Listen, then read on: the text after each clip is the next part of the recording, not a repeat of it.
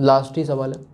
इसमें बोला है कि इफ़ A4 की वैल्यू 28 दे दी तो P+2Q बताना है ना। A4 की वैल्यू दे दी, A4 का मतलब क्या है कि A4 is equal to P into alpha की power 4 plus Q into beta की पावर 4, ये दे दिया और ये हमें 28 दे दिए। अब हमें P+2Q निकालना है। तो अभी तो देखो काम ही करना पड़ेगा, है ना। अल्फ़ा बीटा इसी के रूट है, तो क्यों ना एक बार धराचार लगाया जाए। तो x कितना आएगा, -1 plus minus square root of b² minus 4ac divide by 2 है, ठीक है ना। सही है, ये आ जाएगा -b plus minus square root of b² minus का 4ac, ये आ गया। तो ये आ गया 1 प्लस माइनस √5/2, ठीक है, 1 प्लस माइनस √5/2 ऐसा आया।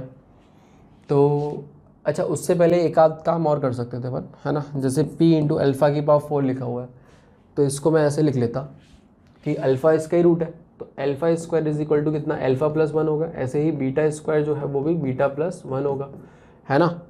तो अल्फ़ा की पावर 4 जो है वो कितना आएगा, वो आएगा α+1 का होल स्क्वायर, दोनों तरफ स्क्वायरिंग करी तो ये कितना आएगा, α² प्लस 1 प्लस 2α।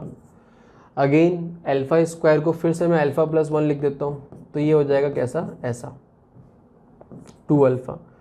तो ये आ गया कितना, 2 प्लस 3α, सही है, 2 प्लस 3। अच्छा, अल्फ़ा बीटा के बारे में इन्होंने कुछ नहीं बताया, है ना। कोई भी कुछ भी हो सकता है ना, छोटा बड़ा जो भी। अल्फ़ा बीटा इनमें से लेट से कि अल्फ़ा मैंने ये फिक्स कर दिया कि ये अल्फ़ा है और बीटा फिर मैंने चलो इसको फिक्स कर दिया कि ये बीटा है, ठीक है। तो अल्फ़ा की पावर 4 बेसिकली मेरा कन्वर्ट होते होते होते ऐसा आ गया, है ना। और इसी को मैंने 2 प्लस 3 टाइम्स अल्फ़ा की वैल्यू मैंने जब वो फिक्स कर दी है तो वही रखूँगा अब, ठीक है। तो ये मेरे पास कितना बनेगा, 4 और 3 7 माइनस 3√5/2, ठीक है। तो अल्फ़ा की पावर 4 की जगह मैंने ये वैल्यू रखी, तो कितना आएगा बेटा, ये 7 माइनस 3√5/2 प्लस Q इंटू, ऐसे ही सिमिलरली बीटा की पावर 4 निकालूंगा तो देखो क्या होगा, β² इज इक्वल टू β+1। तो बीटा की पावर 4 भी यहाँ पे रखना है बस, बीटा की वैल्यू। तो इसकी जगह अब 1 प्लस √5/2 रख देते हैं।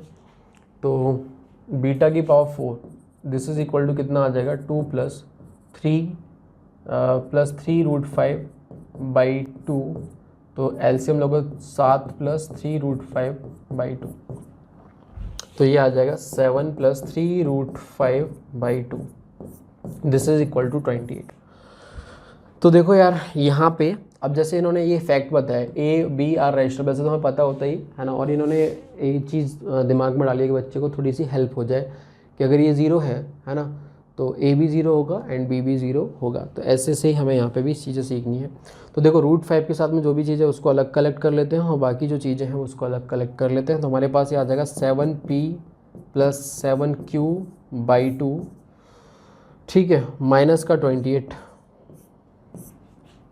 प्लस √5 और इसके साथ में कितना आ जाएगा, माइनस का 3p/2, वैसा से कितना आ जाएगा, प्लस का 3q/2, this is equal to 0। तो अब आप सोचो a plus b times √5 equal to 0 आ गया, तो ये भी 0 होगा और ये भी 0 होगा।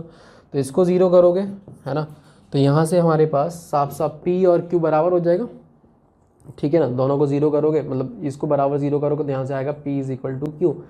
p is equal to q उठा के मैंने यहाँ रख दिया। तो देखो ये 7p और 7p, तो 14p/2 7p माइनस 28, ये 0 होगा। तो यहाँ से p की वैल्यू कितनी आ जाएगी, 4। p इज इक्वल टू 4 हो गया और q भी तुम्हारा कितना हो जाएगा, 4। तो इन्होंने पूछा था p प्लस ये, तो कितना आ गया, 8 और 4 12, तो 12 का मतलब डी ऑप्शन करेक्ट हो जाएगा। इस तरीके से इसको क्वेश्चन को करना है ना। पसंद आया हो वीडियो तो लाइक करें, कोई डाउट हो तो कमेंट करके पूछ सकते हैं। Bye bye.